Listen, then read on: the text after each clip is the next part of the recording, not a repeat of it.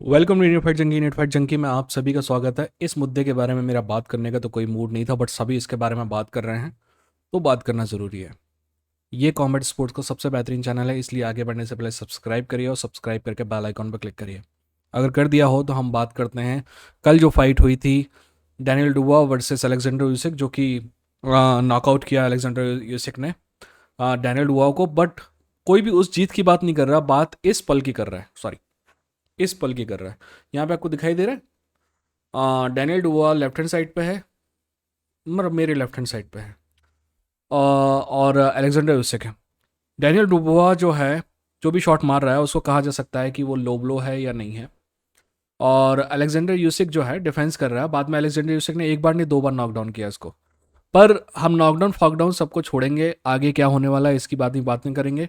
पहले हम ये बात करते हैं कि ये लो ब्लो है या नहीं। पर आगे बढ़ने से पहले सब्सक्राइब करिए, सब्सक्राइब करके बेल आइकन क्लिक करिए, क्योंकि ये कॉमेडी स्पोर्ट का सबसे बेहतरीन चैनल है। देखिए, लो ब्लो की डेफिनेशन क्या है। पहली बात तो आपको समझना पड़ेगा कि क्वींस जो बॉक्सिंग है उसमें क्वींसबेरी रूल चलते हैं, बट उसमें भी यूरोप की डेफिनेशन थोड़ी अलग है और अमेरिका की डेफिनेशन थोड़ी अलग है, कुछ कुछ चीज़ें चेंज हैं। बट दोनों के हिसाब से ही कमर के नीचे जो शॉट है उसको लो ब्लो कहा जाता है। अब सॉरी, इसको देखिए आप ध्यान से। अगर इसको आप देखेंगे तो कहेंगे कि कमर, ज़्यादा से ज़्यादा या तो कमर पे है ये शॉट या तो कमर के ऊपर है ना। यानी कि आपके हिसाब से ये लीगल शॉट है। बट फिर मैं कहूँगा कि दोस्त, प्रॉब्लम ये नहीं है कि ये कमर के ऊपर है या कमर के नीचे है। प्रॉब्लम ये है कि कमर को रेफरी कैसे पहचानेगा। रेफरी पहचानता है कमर को बेल्ट से।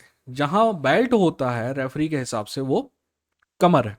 इसलिए अगर वो आप बेल्ट पे मारोगे तो वो उसको नेबल के नीचे, इसको अपन गुद्दी कहते हैं, उसके नीचे मानेगा और उसको इलीगल ब्लो देगा। तो क्या रेफरी ने यहाँ गलत किया है, सही किया? दोस्त, जितना टाइम था रेफरी के पास उसके हिसाब से उसने सही किया। मैं आऊँगा, जो डेगुआ के फैन हैं वो बोल रहे हैं कि चोर हो गई है, रॉबरी हो गई, मैं उस पर आऊँगा क्योंकि ये बकवास बात है प्योर। उसके पहले मैं आपको दो बड़े एग्जाम्पल भी दूंगा, है ना। तो रेफरी को सिर्फ वही दिखाई दे रहा था जो हमको दिखाई दे रहा है, कि साफ साफ लग रहा है यहाँ से देखने के बेल्ट पे मार रहा है, यानी कि उसको लग रहा है कि नेबल के नीचे है, यानी कि कमर है। राइट। कमर कैसे डिफाइन करोगे? हिप से डिफाइन करोगे या नेबल से डिफाइन करोगे? नेबल से डिफाइन करेंगे मोस्टली। तो नेबल से अगर डिफाइन करते हैं तो ये लो ब्लो है। पर एक्चुअली तो मतलब अगर अपन हिप से डिफाइन करते हैं तो वो लो ब्लो नहीं है, जो कि लग रहा है मेरे हिसाब से लो ब्लो नहीं है। बट बेल्ट पे लग रहा है, इसलिए हो सकता है कि रेफरी ने इसको लो ब्लो दिया हो। ठीक है।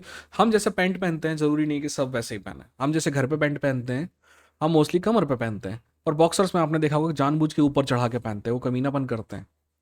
तो यहाँ पे भी कमीनापन था, थोड़ा सा सच है, जो कि यूसिक ने किया, है ना। यानी कि एक्चुअली तो ये लग रहा है कि लो ब्लो नहीं है, बट नियम के हिसाब से इसे लो ब्लो भी कहा जा सकता है क्योंकि बेल्ट में मारा, है ना। दोनों तरफ पे आर्ग्यूमेंट दिए जा सकते हैं और दोनों तरफ के आर्ग्यूमेंट जो है वो जस्टिफाइड है, कोई दिक्कत नहीं है। अब बात करते हैं कि लोगों का कहना है कि ये रॉबरी है। अगर ये लो ब्लो, अगर मला ये लफड़ा नहीं होता। पहले मैं रेफरी की बात करूँ। रेफरी ने जो डिसीजन दिया लो ब्लो का, उससे मेरे को कोई प्रॉब्लम नहीं है, क्योंकि उसको जितना दिख रहा था उसने उस पर दिया। प्रॉब्लम में कोई इस बात पे है कि जितना टाइम यूसिक को चाहिए था, रेफरी ने उससे भी ज्यादा टाइम यूसिक को दिया। That is very problematic for me, है ना। तो वो मेरे को कुछ सही नहीं लगा।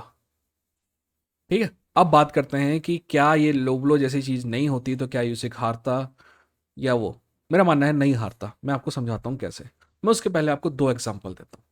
पहला एग्जांपल हम देते हैं, एक वीडियो है जो मेरे चैनल पे ही है, आप देखिएगा कि माइक टाइसन की पहली हार जो होती ना डगलस से, बस्टर डगलस से, टोक्यो डगलस जिसको कहते हैं, वो उस हार पे आपको देखना है जाके।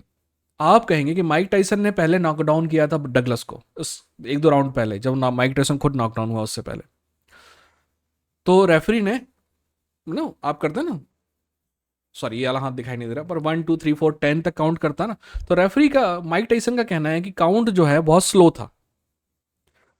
दोस्त, अब हमारे को गलतफहमी होती है कि काउंट जो है 10 सेकंड का होना चाहिए। नहीं, काउंट 10 सेकंड का नहीं होता है, काउंट काउंट का होता है।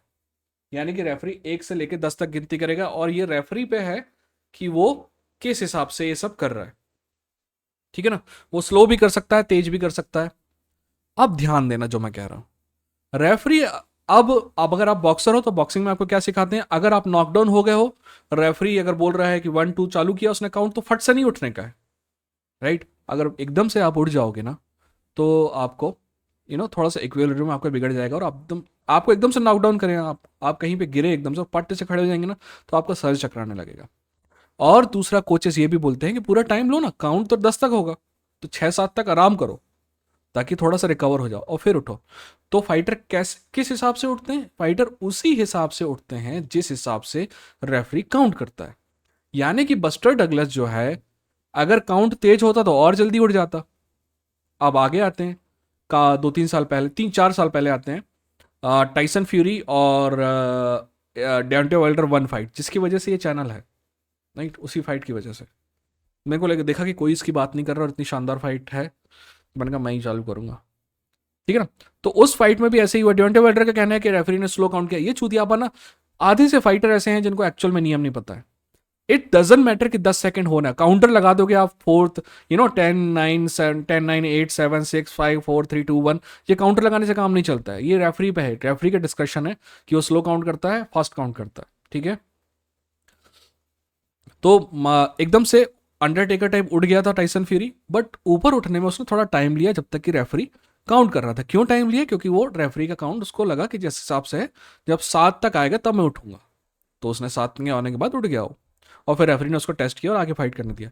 मैं दोनों एग्जाम्पल क्या दे रहा हूँ, दोनों एग्जाम्पल, चाहे वो बस्टर डगलस हो चाहे टाइसन फ्यूरी है, उनको जो टीचिंग दी गई उनने परफेक्ट तरीके से फॉलो किए, इनफ टाइम लिए, और जब टाइम उनको इनफ लगा, इनफ हो गया कि अब उठना चाहिए, तो उठे। अगर रेफरी फास्ट काउंट करता तो वो जल्दी उठ सकते थे, ध्यान रखना इस पॉइंट को।